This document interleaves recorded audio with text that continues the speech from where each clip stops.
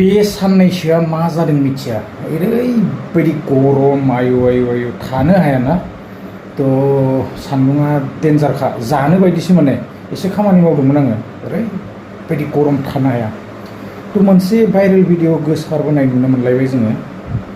जोंहा नैबे अदालगुरि टंलानि होननानै जोङो बेबायदि फोसावनायफोरखौ जोङो मिथिनो मोनदों दा बाथ्राया बेसेबां सैथो मिथिया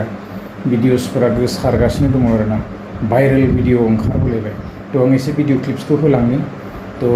एक्जेक्टलि बेसेबां सैथो आंबो बेखौ मिथिया आरोना जास्ट फोसावनायखौ नुनो मोनदों तो एसे आङो भिडिअ क्लिप्सखौ लागायलांनि बेबायदि जाथायफोरा जोंनियावहाय गोबांथार फैबायानो थायोना तो एसे क्लिप्सखौ लागायना होनि आङो